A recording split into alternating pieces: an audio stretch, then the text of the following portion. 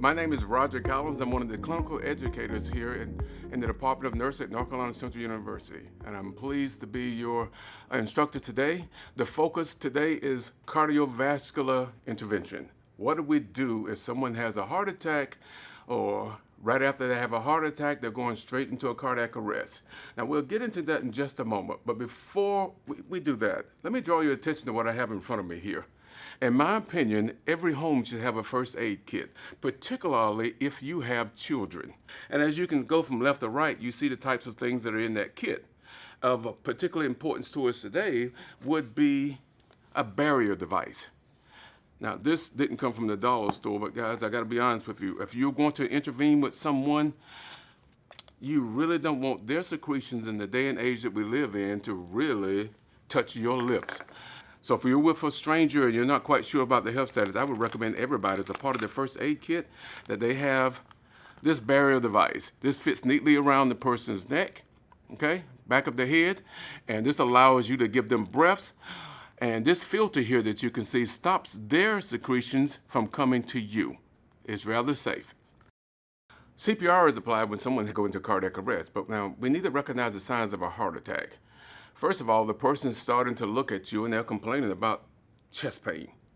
It could be chest pain right in the center of the chest. It could be radiating primarily to the left, but don't rule the right side out.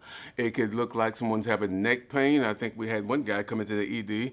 Once he came in at 2 o'clock in the morning and wanted to know if we had a dentist on call because he had terrible toothache. He was having a heart attack. It was referred pain from his chest pain. Women sometimes don't have the chest pain. They may just feel sick, like they got the flu. They may complain of back issues here right above the kidneys there. They just don't feel well. So I don't want everyone to walk out of this class thinking that it's just the chest pain as a predominant symptom. It is a lot of times, but not always. Now, the next thing, the person starts to work hard at breathing. When a person works hard at breathing, you will see their breathing rate increase. You're going to see their effort at breathing increase, and you're also going to see a color change. Now, when I say a color change, if a person is Caucasian or very fair complexion, they will turn pale. If somebody's brown skin, they tend to turn bluish. Now, if they're a dark complexion like I am, they will be like a husky appearance. Okay? The point here is they look different from what they started from. Now, the next thing, the person is psychologically a little bit imbalanced right now. They think they're about to check out. They have a panic reaction, so they're looking all panicked in the face. Some people, not all, but some people have nausea. Some people experience some vomiting with that. All right, now there's your typical picture of somebody with a heart attack. Now, if you're at home, the first thing you need to tell someone to do is stop what you're doing. And if you're dealing with a Southern dad, I was raised here in the South, the Southern dads have one little phrase that they typically say. They will simply say, "I'll be all right." Well, no, you won't, Daddy. I'm gonna need for you to sit down. We'll get Junior to finish cutting the grass later. Right now, you're not looking good. Come in. I don't want you to lay flat, but get on the sofa here. We'll put some pillows behind you, and you need to call 911 without any delay. Those are the first things that you need to do. All right, now, since you've got all the pre-material here, now let's actually talk about the techniques. Let's say you come into the house or the room, and you see Daddy or Mama laying out in the middle of the floor. This is not characteristic. They're laying in the middle of the floor. We're wondering what's going on. The first thing you're going to do is take your hands here. You're going to place them on Daddy or Mom or a loved one here, or a coworker, and say, hey, are you okay? If that person doesn't respond, that's a bad sign. We've called out their name, and the person doesn't respond to that, they're really out. The next thing you want to do is to see if they're breathing. Is the chest coming up and down? Is it expanding at all? In order to really be effective with that, the first thing you need to do, rather than just looking at the chest, you need to place your hands on the forehead, place your fingers up under the chin, hyperextend the head. What that does is take the tongue and unblock the airway. If you look at me for a moment, this is what happens when a person goes unconscious. The chin meets the chest. And when the head is in that position, the tongue is blocking the airway. The only way to unblock that is to do the head tilt, chin lift. Now, if the person's not breathing, and let's say they're not responsive at all, now it's time to point at someone and raise your voice. Johnny, call 911. Or Mama, call 911. All right, the next thing we're going to do is check for a pulse. I'm going to assume that everybody knows how to check for the pulse, but here's a brief little demonstration here. If you look at my neck, if I turn my neck to the left, you can see the sternocleidomastoid muscle or the neck muscle there. It's very prominent in most people. If I look straight on, you can see my trachea. In between the trachea and the sternocleidomastoid mastoid muscle is where you would place a finger here to see if a person has a pulse. This is very unreliable to check for a pulse. So you got falling circulation. This is the last thing you're going to check at all. So we don't bother to focus on that at all. You're going to check for a carotid pulse. What's the time frame? At least 5 seconds, not more than 10 seconds. Okay? Now, here's where we are. We got a person who's non-responsive. They're not breathing. They don't have a pulse. It's time for compressions. Now, if you direct your eyes down, let's look at the chest. We're going to talk about how you do these compressions.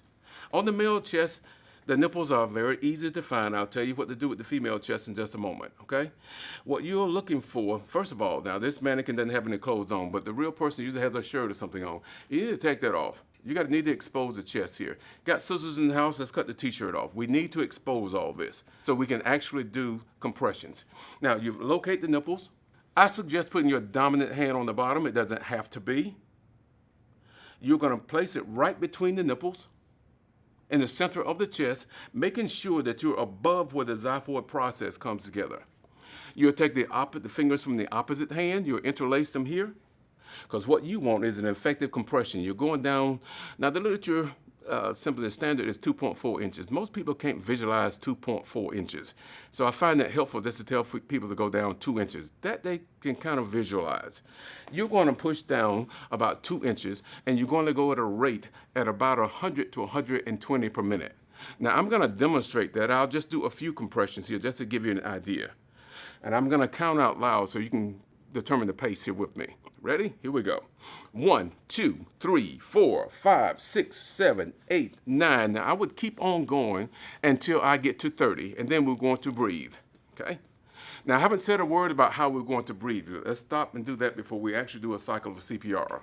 If it's a coworker, I'm going to recommend that if you don't know the health status, that you basically just do chest compressions until the EMS gets there. That'll work for at least about 5 or 6 minutes or so. After that, they really need some breaths.